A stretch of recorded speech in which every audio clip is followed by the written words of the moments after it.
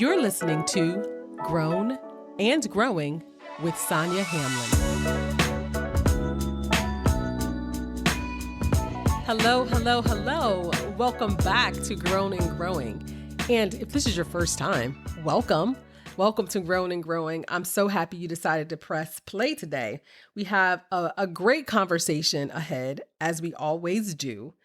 And this week we are talking about refreshing your professional brand. And I wanted to do this podcast because I felt like, okay, we have been working in the workplace, in corporate America, or as an entrepreneur for over 20 years. And so we've been doing this a while. We're not newbies at this. And I wondered how many people have taken the time to look at what their professional brand is in the workplace. You have one, whether you know it or not, right? Whether you realize it or not, whether you have consciously thought about your brand or not. Somebody has thoughts, feelings associated with you that kind of make up your brand. So the way branding works is that you typically like to brand yourself before anybody else can brand you. And also a brand can be positive or negative.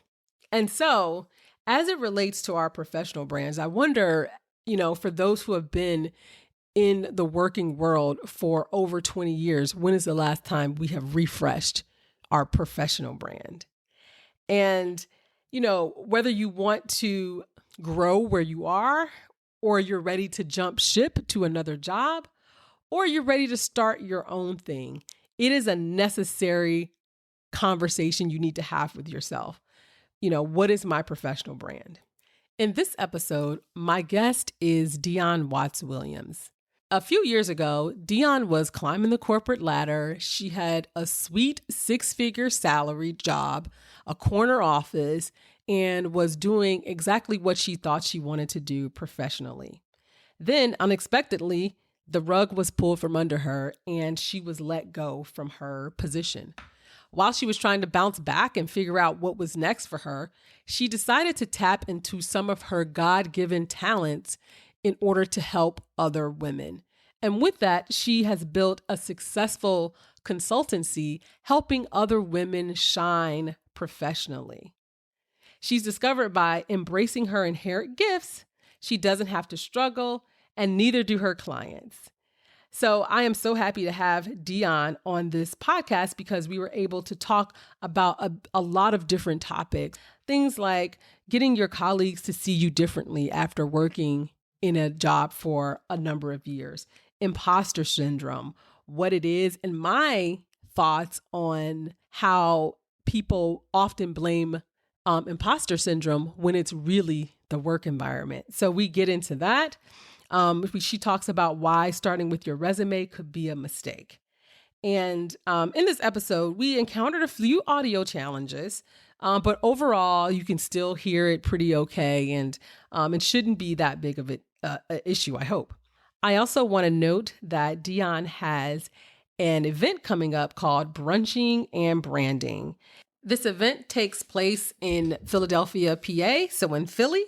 And it includes a small group of women working intimately with Dionne for exclusive VIP training.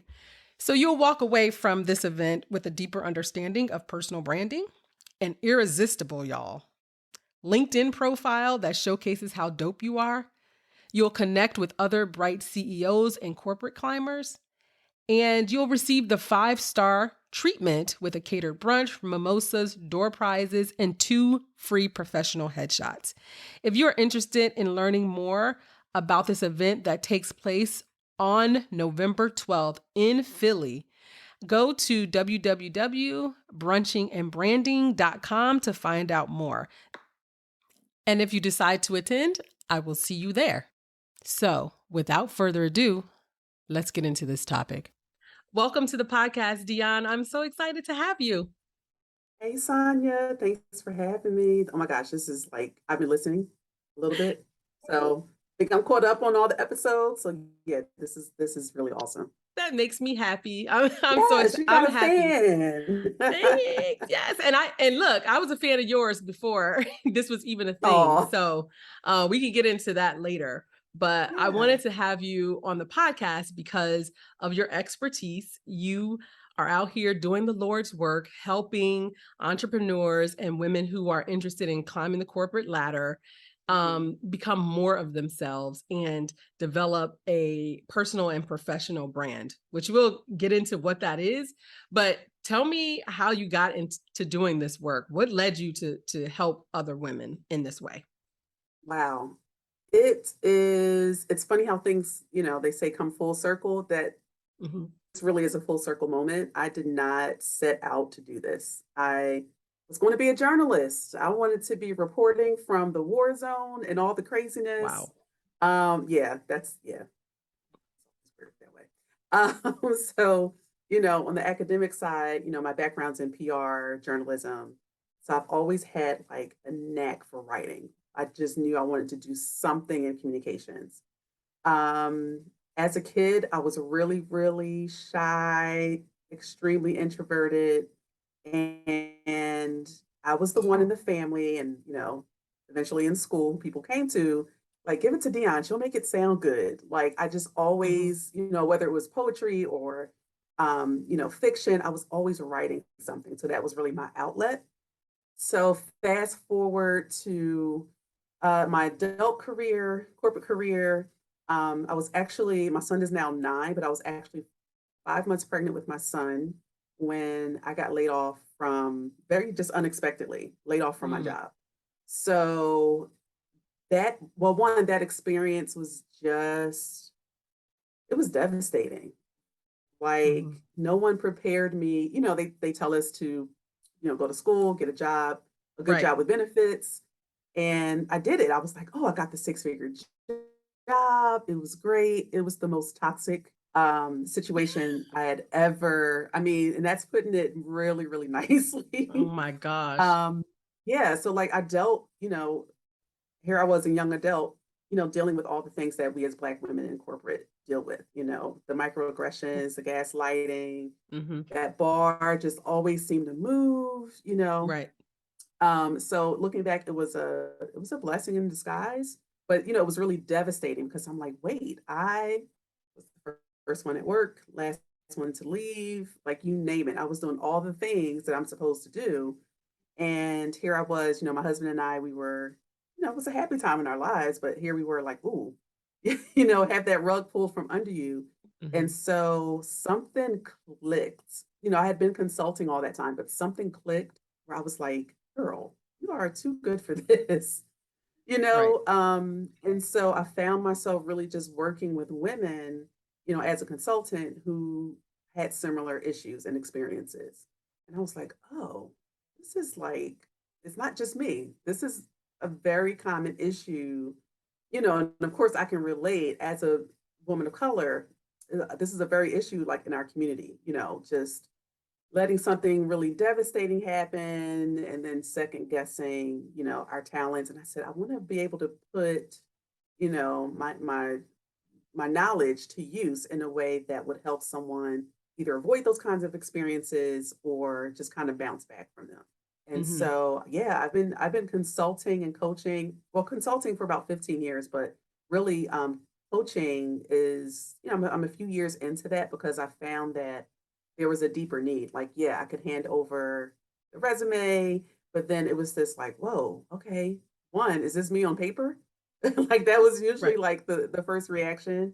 And also like, okay, I don't know what to do with it. And I'm like, people really don't know how to talk about themselves with confidence and clarity. And we're so used to being very reactive, in our careers. And so I said, let's dip a little bit into the strategy and the coaching side of things. And so yeah, that was the moment though. That gut wrenching, like, oh, this is, yeah, it was a very devastating experience, but I'm kind of glad it happened because Yeah. I'm not You sure I would be doing this, I you love know? those moments where you think that it is the worst, that you've hit bottom, and then Mhm. time goes on, you bounce back from it, and then you realize, oh my god, that was the best thing that could have happened for me, and that is the thing that should have Yeah. happened.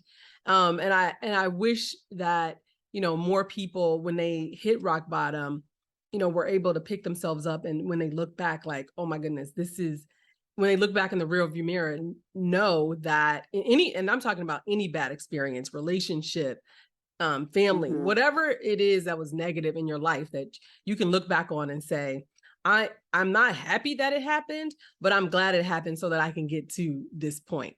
So what I Right. what I want to tell everybody is how we met.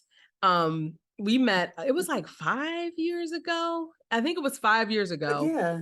I was looking to switch jobs. I was definitely going to leave my job. I didn't leave.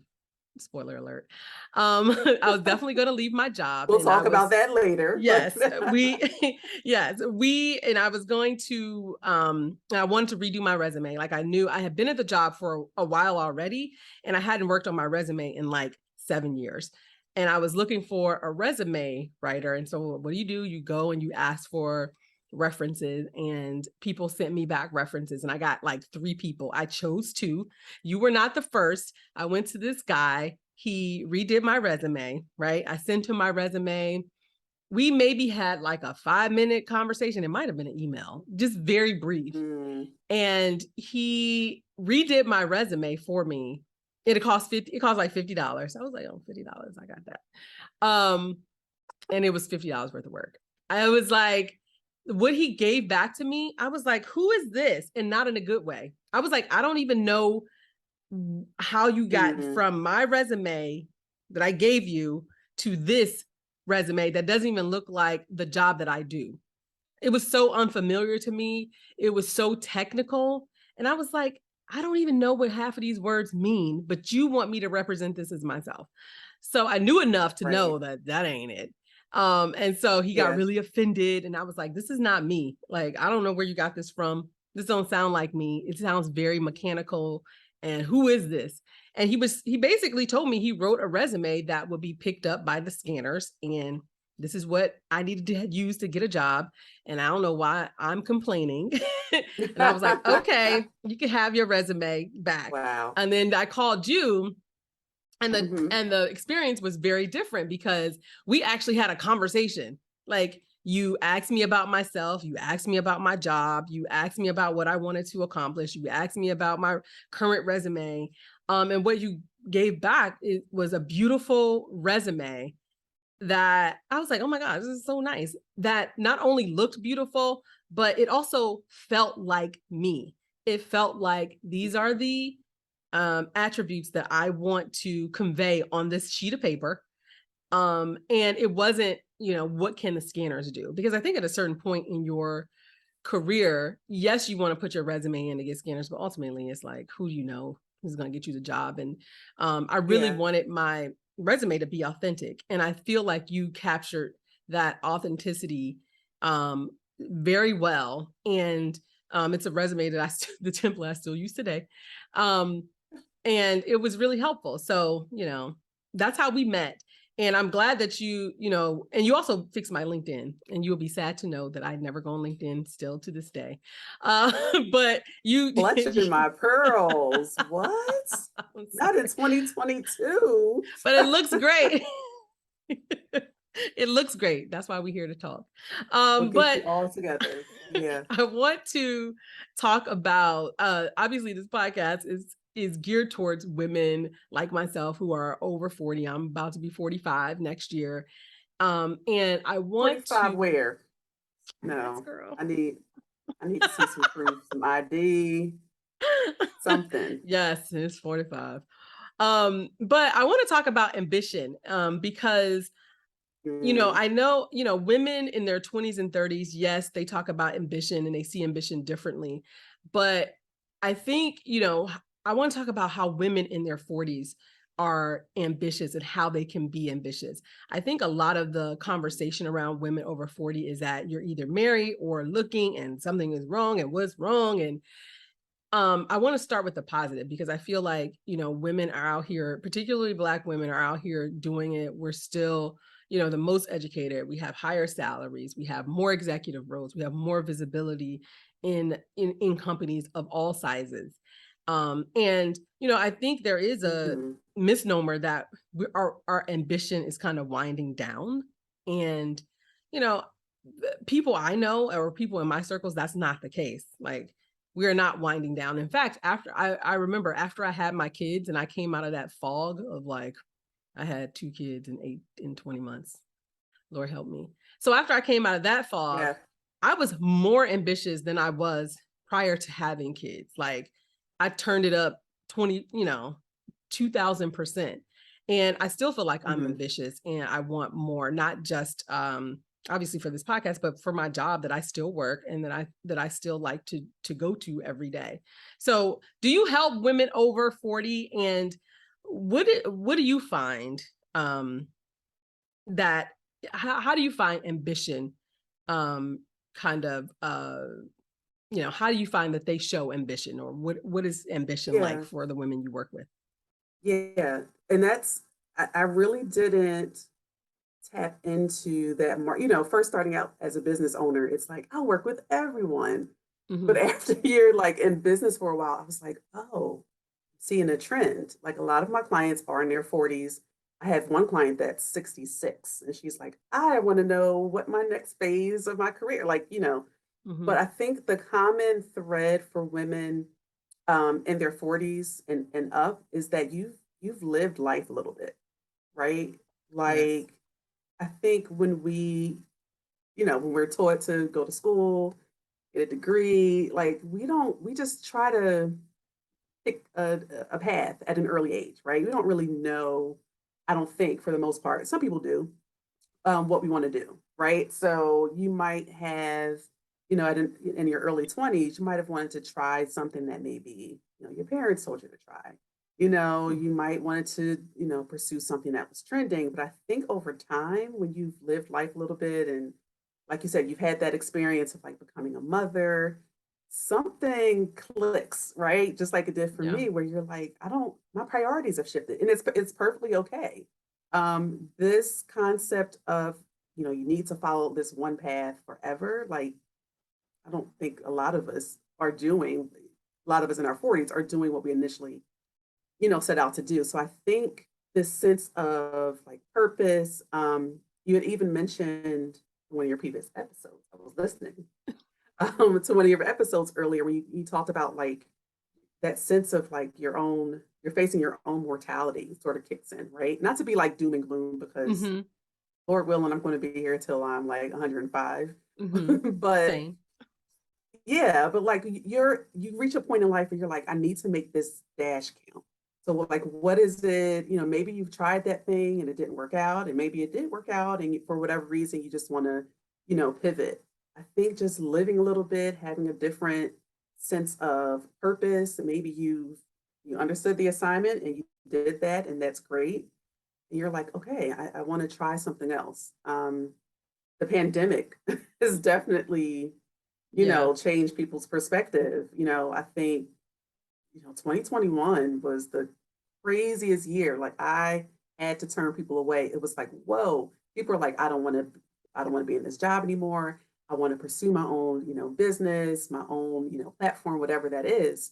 And I just think that we now understand the importance of just making that time count. When you're in your Yeah. 20s, like you'd mentioned before, it's like I got time, but now it's like, oh snap. And I know for me, you know, I've suffered a lot of loss, like, I'm sure you have and so many other Hmm. people over the past few years. And you're like, oh, people not leaving here in their 80s, people leaving here like in their 30s and 40s, so it just, Absolutely. for me, it was a wake up call. I think for a lot of us, it's just living life a little bit. You don't Yeah. understand that when you're younger, and No. this, yeah, And I yeah, think one thing about when we grew up, like, people in my generation, you like straddle that line between being like we're like half millennial, half, I know my friends like, you always say millennials, Gen X's. I do because I work in marketing. So yeah, yeah. but we're Gen like X on over the here. cusp.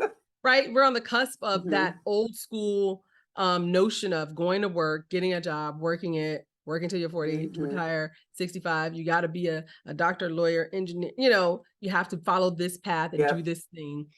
We have that, but then we also have this new age of social media that's telling us, ooh, it could be different, right? It shows us something different, or Yeah. we don't have to follow that path. And I think the great thing about restarting or focusing on your career or your career path when you're in your 40s and taking a risk is that you have the wisdom, right, of having Right. lived and made mistakes. And so you have that wisdom on top of, Yeah. whatever it is that you want to do. So, And wisdom comes with time. So yes. I'm definitely not the same Dion I was at 21. I mean, Mhm. I was a little anyway, that's another story. But you're certainly not the same person at like 40, 45 that you were at, 18, 19, 20. And that's Yeah. a good thing. You do gain that wisdom over time and after just having certain experiences, even me after I got, tossed out of there, I couldn't even go to my office to get my box of stuff. Oh my God. Yeah, I'm like Sheesh. I'm good and pregnant over here. Like, what are you, Oh my But God. yeah, even that was a learning like every experience, good, bad, and ugly, is a learning experience, and that's how Hmm. you get that wisdom. So, yeah. So let's talk about professional and personal branding. So I Hmm. am most comfortable with brands as they relate to products and companies. Like Apple, we know Target, we know Beyonce. So how is it that and you're very like for me, I'm very clear about what a brand is. But when it comes to applying that word to myself, I'm like completely lost. Like it gets a little lost and fuzzy. So Hmm. why do people need a professional or personal brand for what? Like, why do we need one? Yeah. Well, one, I think people have one. Like everyone has a brand, whether you care to acknowledge it or not. Um, People should have a brand or at least care about their brand because that's essentially how people experience you. So it can be, if you're looking to leverage your brand for your career, for your business, in the community, you want to make sure that the best of you is Right. what people see. Like on one hand, you can't really control, right? Or to an extent, you can't really control how people perceive you, but you can be very intentional and strategic in how you position yourself. So your brand will help people, of course, get to know who you are as a person. It will help you gain credibility, right? Like how do I know you're who you say you are? It builds trust, right? Because we've heard the saying, people do business with who they know, like, and trust. So there are a lot of benefits to having, a strong brand. And I think, nowadays when people hear brand, they think about all these, corporations, but like we all have essentially a brand, whether we Yeah. like to, tap into that or not. So So it's two definitely things some you good said benefits. that I Hmm. liked. One, you have a brand regardless of whether you chose it and cultivated it or not. People already Hmm. think of you in a certain way. So, you know, Right. I guess it's better to shape that and you tell people who you are versus them making up who they think you are based on whatever it is that people base it on. And then the second thing Right. is, Right. how do you make sure that when you are developing a brand, like it's authentic? To me, authenticity is super important. I'm at the age where I'm like, look, I'm not trying to pretend to be something I'm not Hmm. because then I got to deliver on it and be that. So how do you make sure that people are being authentic when they are developing their personal brand? Yeah, yeah. When you were mentioning, shaping your brand and making sure that people are seeing that, I'm like, that gets a little because I'm putting on my PR hat, right? So the PR Mhm. side of me says, like, yeah, we know that there are things you can do, but also you do want to be authentic, and people can sense. It's almost like they have a sixth sense of like, okay, this person is kind of just following the trends and the bells and whistles. You definitely want to tap into like your purpose, right? Your purpose, what drives you, what gets you up out of bed every day.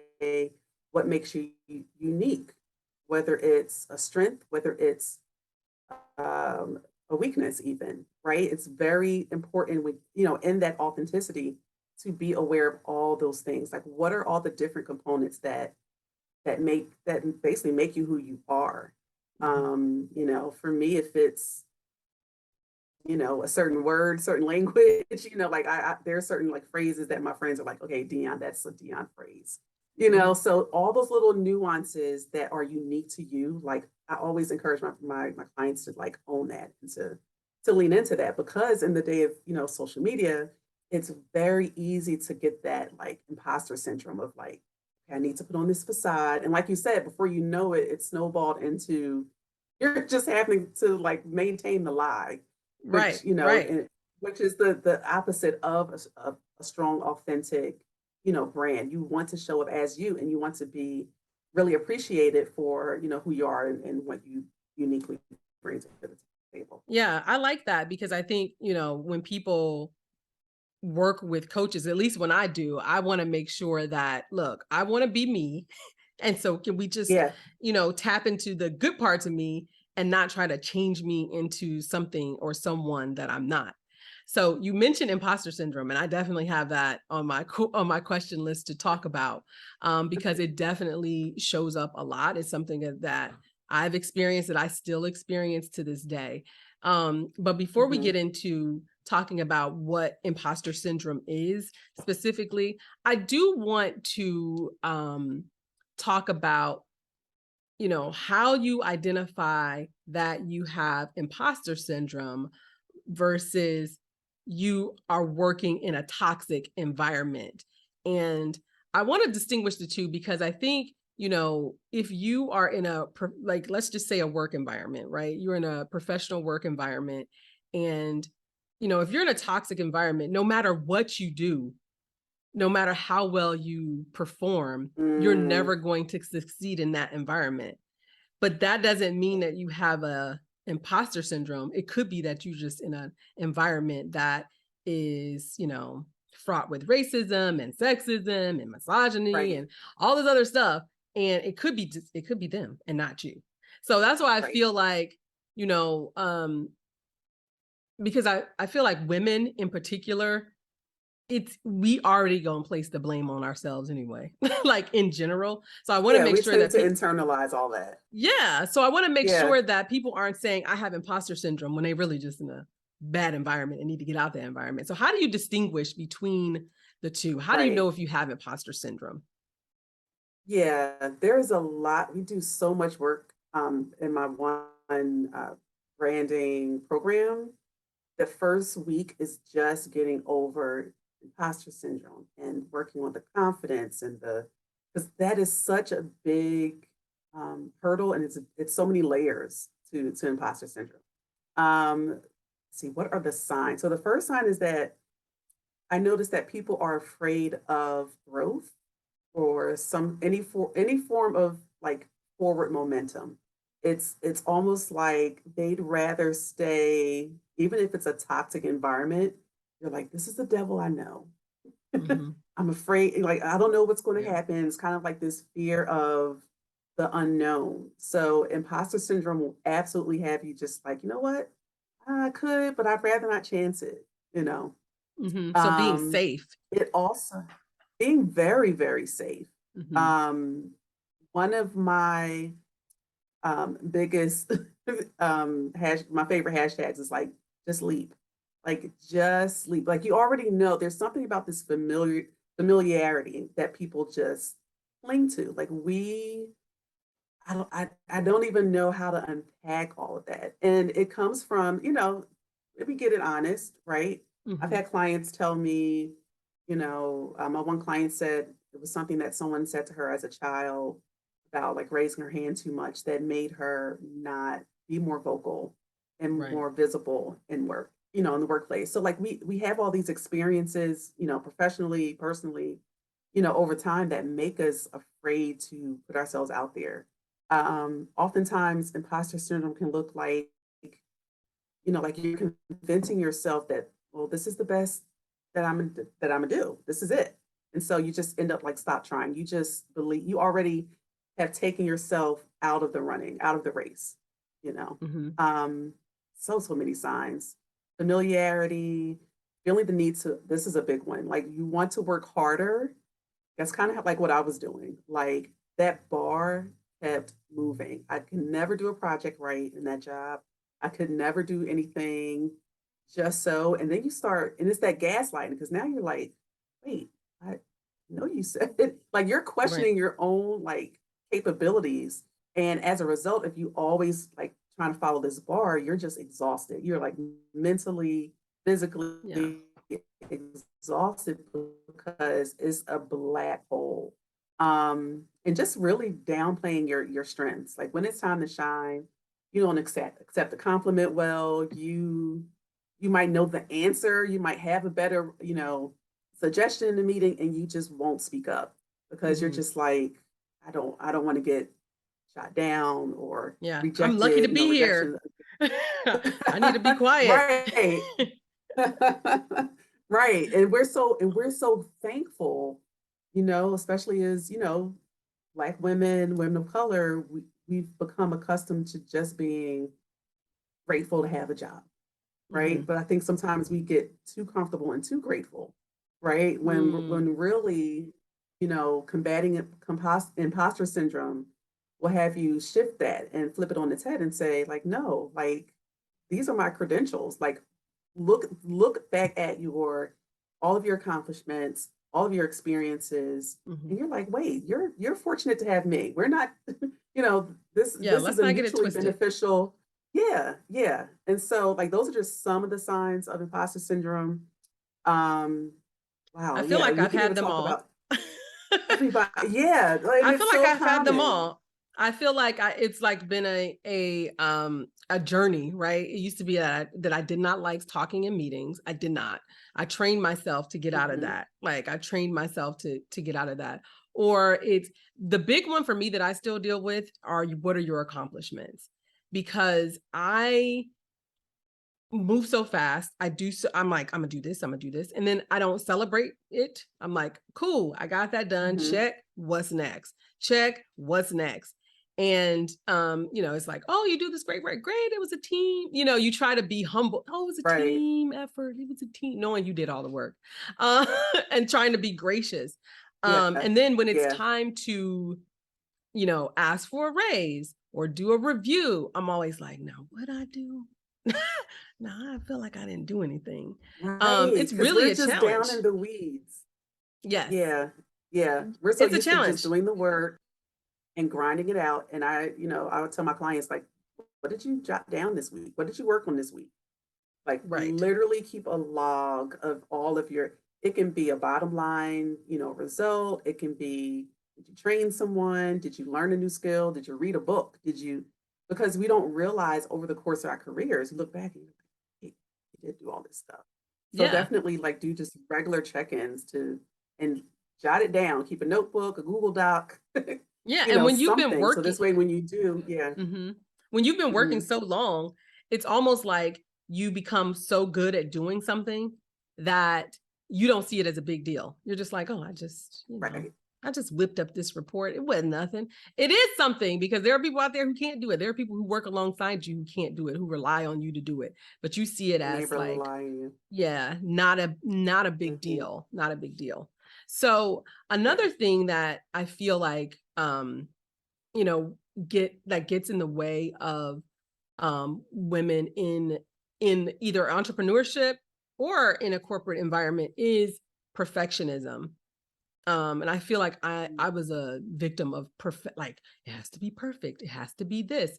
And Black women in particular, we work with that saying that you have to be twice as good to go half as far, half as far. And so you get stuck in this perfectionist loop. So how do you see that as well? And how do you help women get out of it?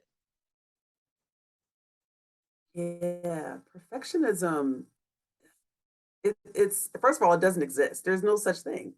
And so if you wait for the perfect time or for things to be just so, you're going to be in the same spot 2, 5, 10 years from now.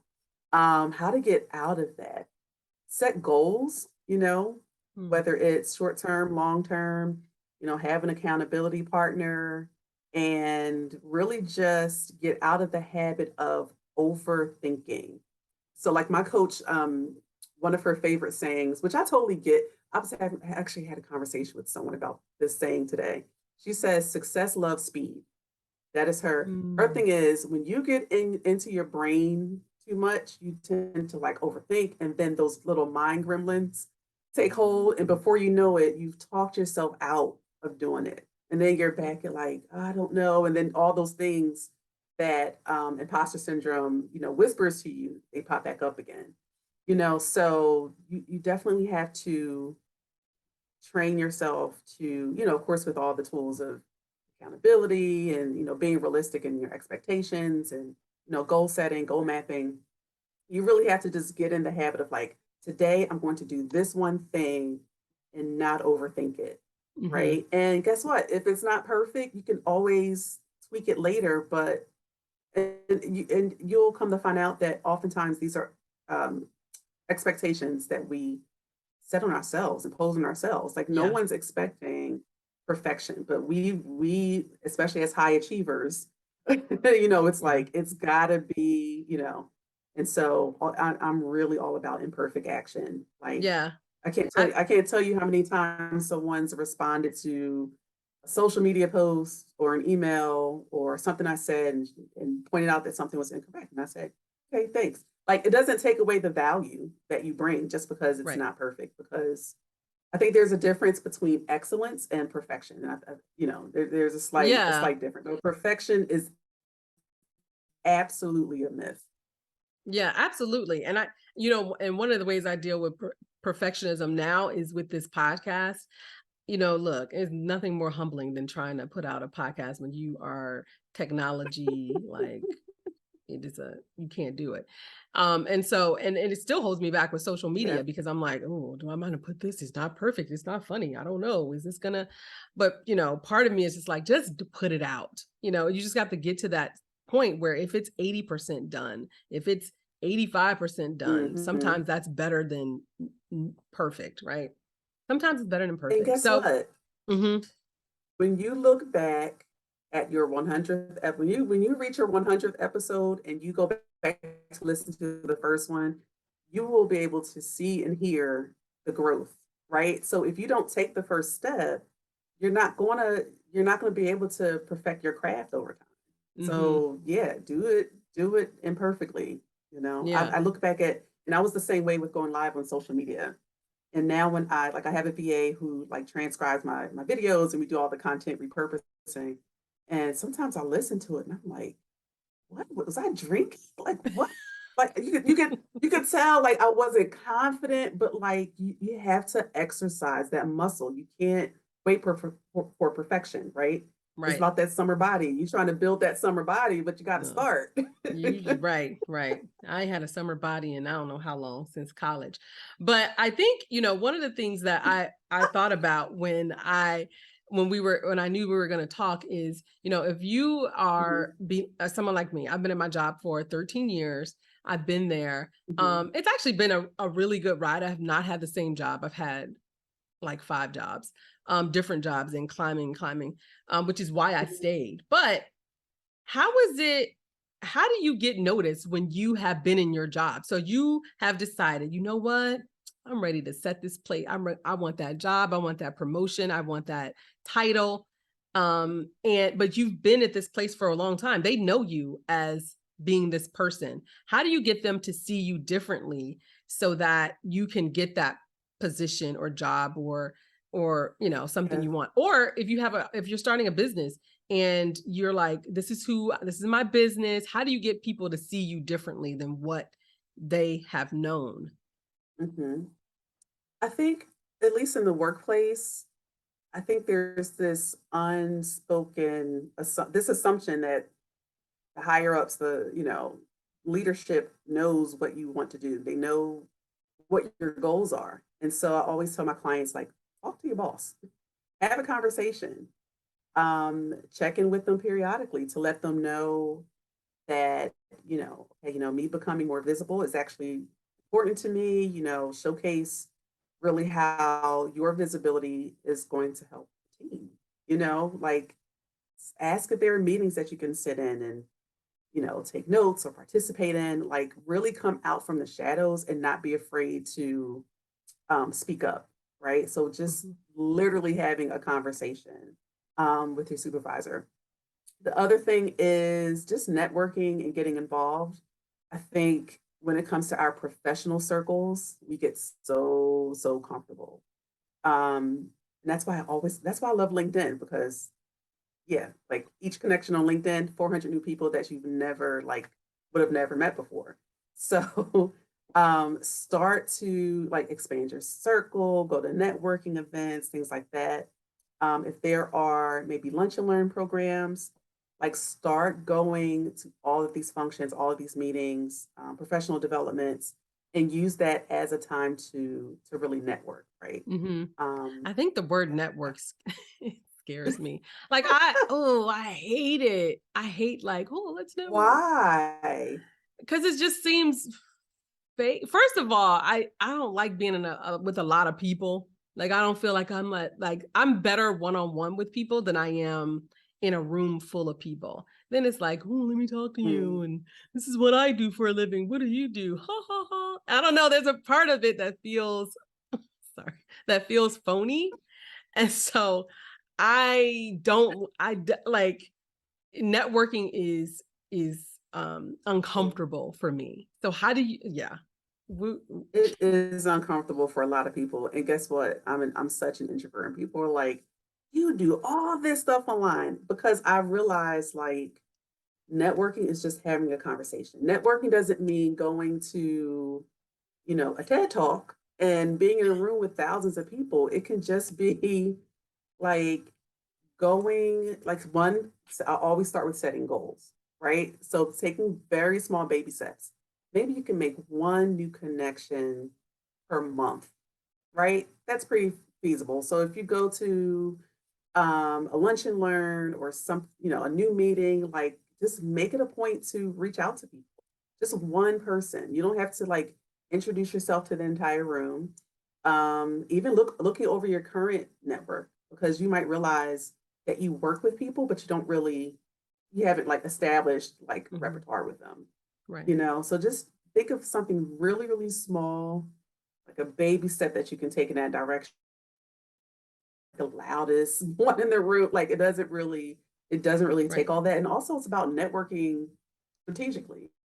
Small goal, right? Reach out to a new person every week to do lunch, coffee, and yes, definitely go outside of your normal circle of people, Mhm. right? And just ask them like what they do, and you're really just having a conversation. And I think what happens is when you organically talk to people, you just find out things that are interesting about them. And you can just walk away from that conversation like, okay, that was nice. And don't even think about it.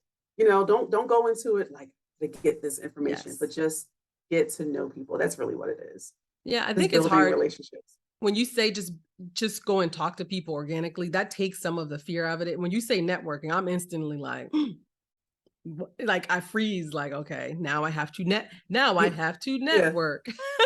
You feel like you have to, my coach calls it send your representative. Yes, like, okay, I'm Yes. ready. You can still be you. You can still like people know me at my job. Like, here comes Dionne with the purple glasses. Like, I'm still me at work. I Mhm. still laugh, we still joke, we still ask how are the kids doing, all the cute little things. But you're really just talking to people. And Right. yeah, over time you'll just organically become more comfortable with it. But again, it's exercising that muscle. Right. And taking baby steps. I like that you said that. Baby And steps. and one of the things that I like, people always ask me, like, oh, how do you stay at the same job? And but I'm like, I worked at 4 different hospitals. It's not the same job that I did. But one of the things I used to be very quiet in meetings, to the Mhm. point where like, why didn't you say? And then I would leave the meeting and I would have all these ideas, and I'd be like, send an email like, this is my thoughts. And my boss was like, well, why didn't you just say that in the meeting? And I'm like, I don't know. Um, it was just uncomfortable for me to speak. And, a lot of times, and this is Mhm. when I was a little younger, you're the only Black person in the room, which makes it even harder. Then you're, working with, if you're with clients or, whatever. I used to work in ad agencies, and I would have to be around clients. I just never wanted to say the wrong thing. Mhm. And the way that I got out of that was so weird because I was at a point where I was ready to leave my job. And I was like, all right, I want a new job. I want to do something else. And the way that I'm going to do it is in my mind, I was like, all right, well, I know I need this skill and this skill. I know I need to speak up more in meetings. I'm just going to practice on these people because I already know I'm leaving. So I'm going to just practice on them and see how it feels. And if I mess up, I don't care because I'm leaving. And that's how I tricked myself into being comfortable talking in meetings, being comfortable talking about my work, being comfortable saying, look, y'all, what else is there for me at this job? Because I'm ready to leave. Just treating it like Mhm. practice. And that's how I tricked myself into it. Right. And I got super comfortable because then it wasn't that pressure because it was like, well, you're leaving anyway. So you might as well just say what's on your mind or run this account the way you want to and see what'll happen. And honestly, what happened is I ended Yeah. up getting promoted, which is funny. But See? but I just in my mind, I was like, it's just practice. It doesn't matter because I'm leaving anyway. So let me just practice on these people. So that's how I got But over the hump. how would they have ever known, if you hadn't opened your mouth? I Right. think we're conditioned, especially little Black girls, to be very, quiet. We're kind of favored and rewarded for like the perfect behavior. My 6-year-old, we call her Hurricane Avery. That's the family's nickname for her because when she comes in the room, like from the sun up till she talks in her sleep. Like she's a talkative child. Recently, and because I've had these conversations with my clients, and because I'm dealing with my own stuff, from childhood. Mhm. Recently, someone said to her, like, or said to me that, oh, we're going to pray that she doesn't talk so much the next time you see her. I said, What? well, first of all, my family, I told my siblings, we all got together like a month or so ago. They were like, oh, they said that to the right parent. They already knew. Like, she's a 6-year-old girl who's reading on a second grade level. And the best way for her to exercise and grow her vocabulary is to talk, first of all. But Mhm. like I think subliminally, because before school started, this is outside of school, but before the school year, she said, I have missed so and so this year, so I need to learn to be really quiet. And her teacher said a few weeks ago, she's actually not one of the more talkative ones. My kid? So, like, these seeds are planted at such an Yeah. early age. And so we have to get out of this. I don't know what it is. Whether it's they won't like me or, my voice, my opinion doesn't carry, any weight. I definitely encourage people to just speak up, even if you're like a little uneasy about it, Mhm. right? Even if your voice shakes, Observe, yeah, even if still your say it. voice shakes, Right. say something, whether you think it's a great idea or not, or just kiki, like you said, like it's just practice. Yeah, it's just Yeah, practice. yeah. And then also practice. I think one of the things that I think Black women are also taught, or women in general, is that, oh, you know what? Your hard work will get Mhm. you there. Speak for yourself. And I'm here. Look, there's one thing I learned about working for these past 20 years is it won't. Mhm. It won't, because guess who is raising their hand? Tom. Tom talking about his mediocre work, his mediocre Right. projects, his mediocre, and he is getting promoted for it. Meanwhile, your work is excellent and the company can rely on it. But why is that? Can you talk about why it's a risk to only let your work just speak for itself?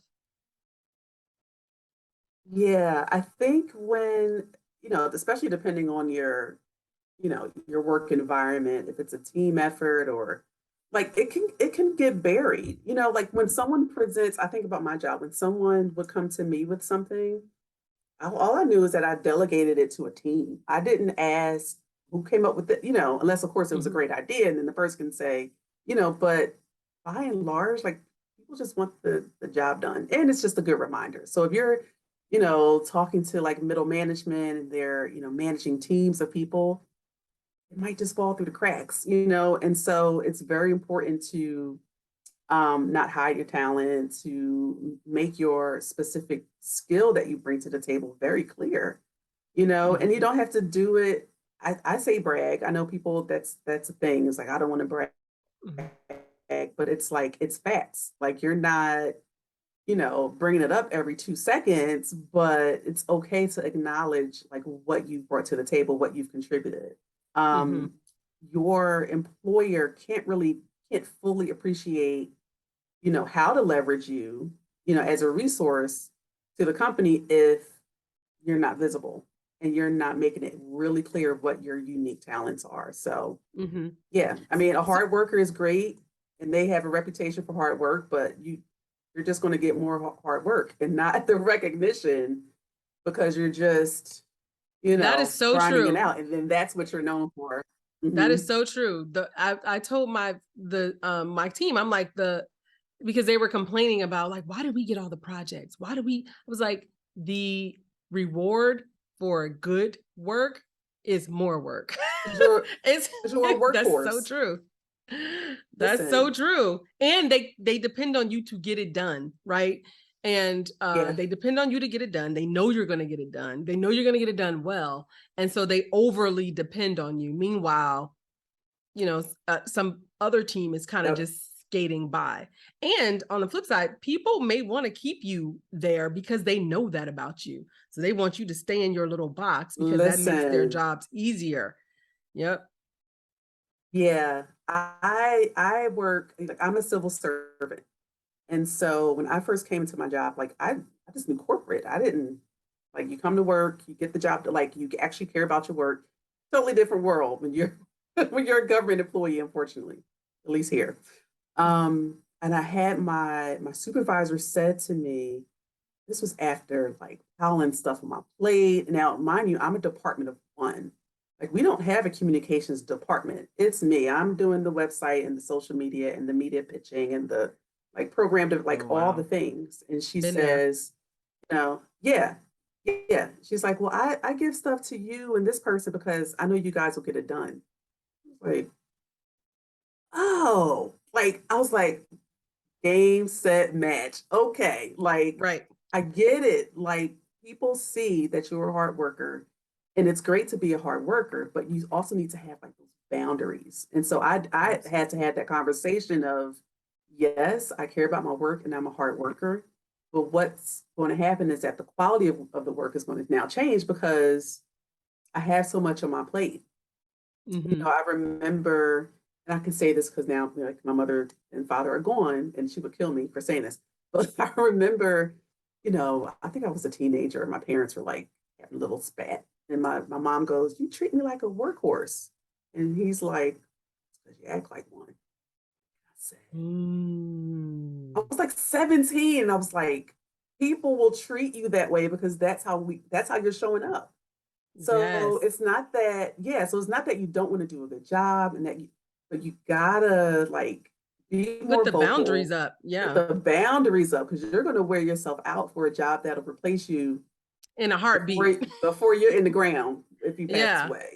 So it's like, so if we can like summarize, it's like speaking up, keeping track of Mhm. your work, right? Keeping a track of your accomplishments, setting boundaries. I think, you know, people sometimes don't want to set boundaries because they think that it'll make them not look like they are a team player. But, I think boundaries really show that to me that you respect yourself. And if you respect yourself, you're probably going to respect your work and, Yeah, and it's you don't want to be burnt out. self-care. Yeah, for sure. So Yeah. boundaries, are there any other things that people struggle with, either in entrepreneurship or the work that Mhm. they would need to work on? As it relates to promoting Yeah, or talking about as it themselves. relates to talking about yourself, or as it relates to working on your personal brands. Like, So we Yeah. talked about speaking up, keeping track of your accomplishments, setting boundaries, making it known that you are interested in being promoted, or that you're interested in being elevated in the workplace. So Mhm. I think Yeah. that's a lot. That is a lot. There's It's so enough. much to unpack with that. I mean, going into a position, or if you're an entrepreneur, going into a project or an endeavor with like, what are your goals? Like, I think a lot of times we go into, yeah, we accept a position and we don't know where we see ourselves in like 20 years. And it stumps my clients hands down every time. I'm like, that's the first exercise we do. It's like, if life weren't life in right now, like, where what would you be doing? Where would you live? What would your relationships look like? Because what you do professionally is so like intertwined with your personal life. Um, and a lot of people are like, I don't know. I'm like, do you want to bring your dog to work? Right. Like, what is it? Because all of those things, that's going to determine like the types of opportunities you go after. So when it comes to your brand, you have to be really, really clear on what kind of life you want for yourself, so you can have those boundaries. Tapping into like your why. So again, like, why do you do what you do? Why are you passionate?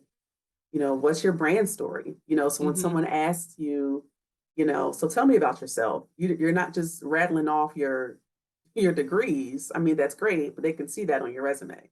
But like, why, Dionne? Like, why did you, like you asked me at the top, like, how did you get here?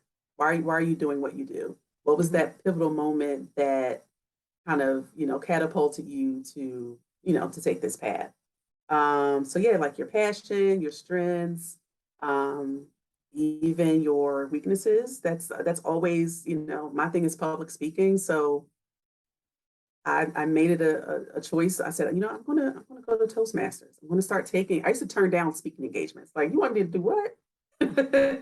So Oh my leaning gosh. into Hmm. what's uncomfortable. You have to exercise that muscle, even if you never perfect it. Um, and just really honing in like on what your niche is. Like, there is someone or a company that needs what you have to offer. So like, what is it that you do, Hmm. and what is it that you do that you're really good at, that you really enjoy, and that they'll pay you for? Like, that's the formula for like finding your niche. Once you've Right. nailed or identified that thing that kind of touches on all three, like, Yeah, and you're that's true yeah. whether you want to work for yourself, or if you want to continue working, for other people or in a corporate space.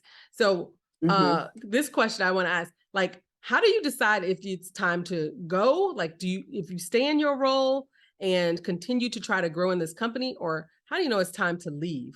Like, should you all, like, somebody told me you should always be looking for a job. Is that true? Should you always be looking for a job if you are happy where you are? So Go you ahead. should always be looking. I don't know if you should always be looking, but you should always be ready for an opportunity. Mm, Like, you could be perfectly, my sister-in-law loves what she does. She's the head of a charter school, like a K through 12 school. She loves it. She doesn't see herself like leaving probably ever. She's in love with her work, but she's like, I don't need to be on LinkedIn. Like, I'm not looking for a job. And I'm like, there's so many other types of opportunities. So even if you're not looking for a job, like, it could be a media opportunity. It could be speaking engagements. It could be a board, it could be mm, there's so many opportunities out there. So, um, but like, in terms of when to know to leave versus stay, like, there are some questions you want to ask, right? okay. So yeah, you can always ask, like, okay, given this situation, like, I knew this question was big for me, like when I was in that horrible, like, toxic place. Like, I Mhm. knew I had to ask myself, can I improve this situation here? It Mm, was beyond, like, I was at that job and I developed an ulcer. There was no coming back from that job. So it was mm, like some things you can kind of smooth out, you can advocate, ask questions, let your concerns be known, but you have to ask yourself, like, is this something that's fixable? If it's not, mhm, it might be time to go. When you're looking at other opportunities, outside of, salary and benefits and the cozy plush corner office that I had, which I loved. I hated to leave that office. But like, how do the other opportunities compare? Right? Like, what about the values and the culture? And, if DEI and, diversity, if that's something that's important to you, like whatever is near and dear to your heart, like, how does that compare to where you are like now? You have to do a full analysis. And a lot of people just unfortunately hop from one bad relationship to the next. Like, you're Yeah. just going from bad to worse. Yeah. Yep. Yeah, you also want to ask, like, do I have a history of this? So you mentioned earlier, like, knowing whether or not if it's you or if it's them, but like looking back over your history, is there Yeah. like it's not always the other person, and sometimes we have to have an honest conversation with ourselves about that. Yep. Yeah. And I knew and that was a big red flag for me because I think at that time I might have been 10, 12 years into my career. I had never had a bad experience ever. And I was like, oh, that's not, and it come to find out through networking, it was not me. It was the employer, other people Yeah. had similar experiences. Yeah, and I think it's But important to figure out, is it your short to be honest with yourself enough to say, okay, where do I have shortcomings? Because like that saying, everywhere you go, there you are. So your problems are going to follow you. If it is indeed you, your problems are going to right. follow you to whatever job you go to. So patterns and being honest with yourself is Yeah. important. Okay, so I want to talk Definitely about patterns. mhm. I want to talk about like the mechanics, right? So we've talked about like developing your personal brand and trying to combat imposter syndrome and putting your best foot forward. So when going back to where you started, I know you don't spend a lot of time doing this now, but the mechanics, like your resume, you talk a lot about LinkedIn and being on LinkedIn and your interviewing skills. How why can't I think a lot of people start with their resume and end with their resume. So why is that a mistake? Like after you have perfected your resume and you submitted it, then what should you be doing? Dionne? Sorry, you froze a little bit. Oh, sorry. Can you hear me now? Yes, I can hear you. Okay. So you're Did you, asking about the did you hear my resume. question? I think I got most of it. You were asking about what technical parts of the resume people should focus on. Oh, I said what? Um, No, I asked what is it? What did I ask? I asked, oh, people start, with their resume. It all starts and ends with their resume. So they do their resume, they update it, and they submit it, and then that's it. Like, what else should you be doing outside of your resume to make sure that you are uh, attractive to jobs? yeah, I don't know if it starts with the resume though. I think that's a It doesn't. big Okay. no. It's a big Okay. okay. So if you look at your career strategy or your personal brand, it really is more of it's a 360 kind of. It's more comprehensive, Mm-hmm. right? So the first thing that someone's going to do when they say get your resume is that they're going to look you up. They're going to look you up online. So your online presence, being active on LinkedIn, like having a LinkedIn profile like optimized is great, but it's also about like, you want to show that you want to demonstrate the knowledge that you say you have. Give me an Um, example of active on LinkedIn. Like, I need examples. Like, it's not enough to just go through and like other people's stuff. no. What So qualifies as being active in your perspective? contributing to the conversations that's happening. Like Okay. LinkedIn it's and of course it's all based on your goals. Like some people don't want to be a thought leader. Some people just want to network. But it's really hard to network if you're not illustrating what people can do with what you have to offer. Right. So by being active, it's actually contributing to conversation. So if you're liking a post, that's fine, but it's not the same as like Instagram where you like and keep going, right? People want to see that you are giving insights or giving an opinion or that you agree or disagree or Hmm. you can write your own post on LinkedIn. You can share insight into what your maybe it's like some sort of behind the scenes view of your profession on a day-to-day basis, right? Hmm. So you're giving people a chance to know you and also get to know like what you're good at, you know? Okay. So if you get a good performance review, like post that thing on LinkedIn. Like, guys, I'm so elated. Really? Right. Yeah, you can put that on your profile. Like there's a whole like your LinkedIn profile is basically a plug and play branding like machine. It is all done for you. So you don't need to get it like a fancy website. Like it's definitely like it's evolved. The site has definitely Hmm. evolved. Um, when it comes to like the resume, like yeah, you want to, the typos, the career statement, making sure you mention the ATS, the applicant tracking systems, like, all of that is important, the active verbs, but it's also like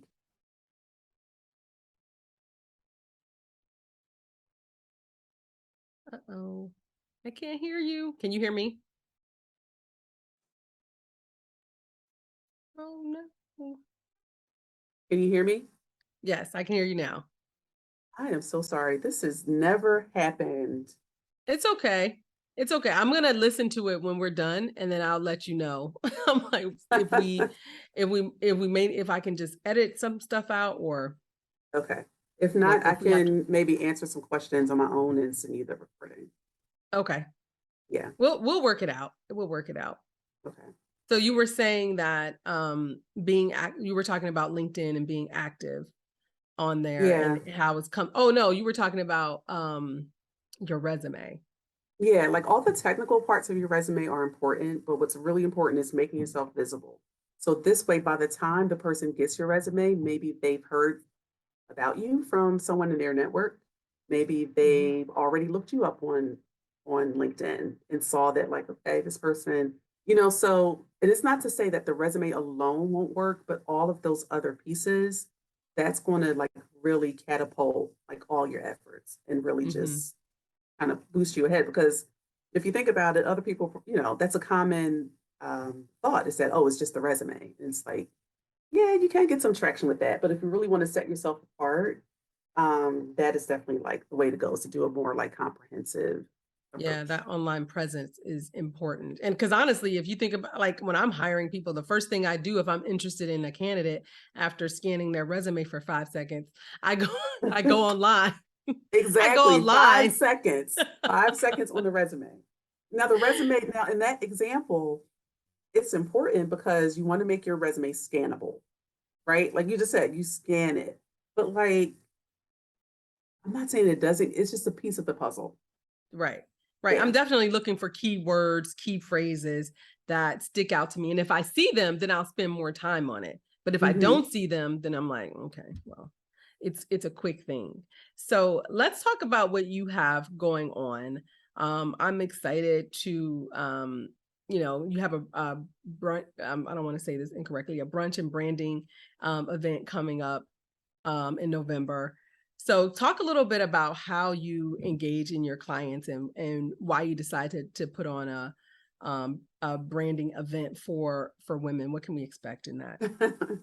Well, first, I'm laughing because I remember my clients being like, "I can't wait till you can do something in person." So, brunching and branding is one like we're outside. That's Hmm. the number one thing.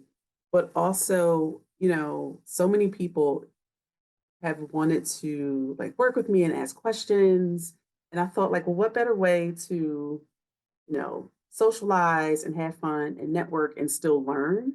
And so this is actually the second one we're doing in November, but Brunching and Branding is my in-person, it's a live training, right? It's where you come with your laptop. I show you how to basically leverage LinkedIn for your brand. So you are Mm. building out, optimizing your LinkedIn profile, literally how I would do it for a client. So I'm giving you the code. You are asking me questions. I'm walking you through the process step by step.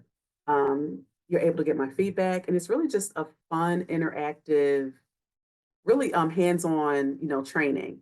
My goal is to get people to become more comfortable with LinkedIn. So, dust the cobwebs off, or, like all the things, because Yes. I realized, especially with this, with the pandemic, was that a lot of people, like, the level of um, activity and the amount of opportunities on LinkedIn just skyrocketed during the pandemic. And so there's so Mm. many people that still hadn't tapped into that. And I want people to be more comfortable about showing up online.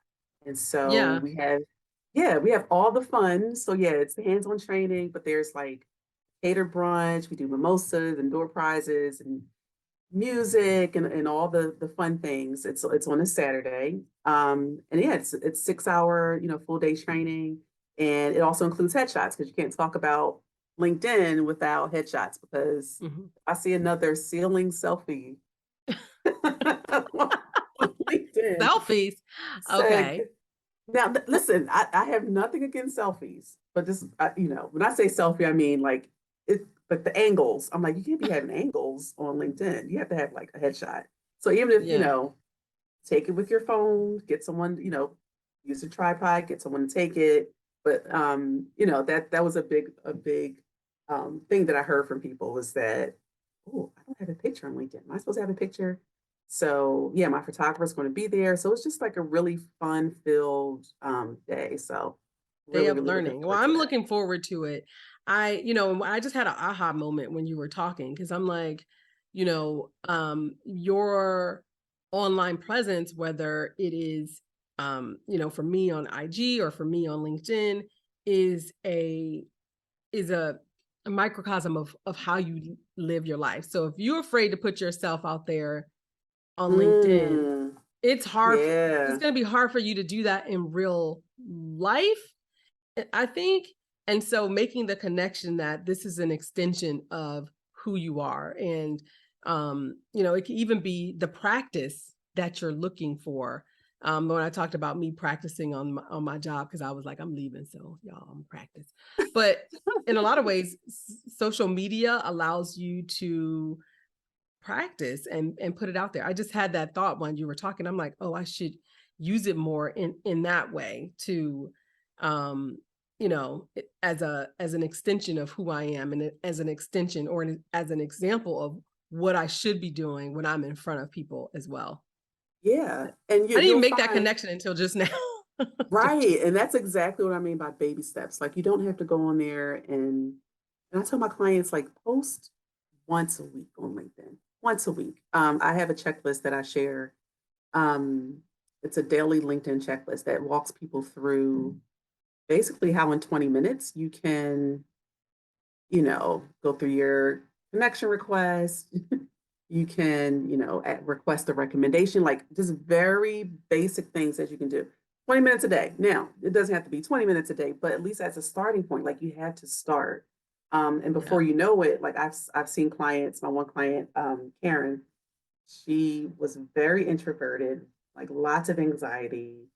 And I'm like, oh girl, you posting like several times a week, and she's going live on LinkedIn. I'm like, wow, so it's How because about she I didn't even just, know you could go live on LinkedIn? yes, you can do Oh my gosh. videos, you can do LinkedIn Live. Like, that's the newest thing. They have audio events similar to Clubhouse. I had Yeah. no idea. Look, okay. Okay. You've convinced me. I need to be on LinkedIn more. So Um, yes, brunching and branding, we're going to be doing all the things. awesome. I can't wait. So thank you so much, Dionne, for your time and your insight. I really had a great time talking to you. So Same if here. you are looking to connect with Dionne, how can we find you on social media or Yeah, website? so the website, it's all Work with Dionne. So the website is workwithdionne.com, and on Facebook, Instagram, Twitter, Work with Dionne. Now, I do not have a LinkedIn page. I have a LinkedIn profile, so it's still Dionne Watts-Williams. But yeah, if you go to workwithdionne, you'll see all of the links to those platforms. Excellent. And I will also link all of those in the show notes. So thank you so much, Dionne, for this Thanks, conversation. Sonia. This was great. Thank you. And for everybody else, I will see you next time.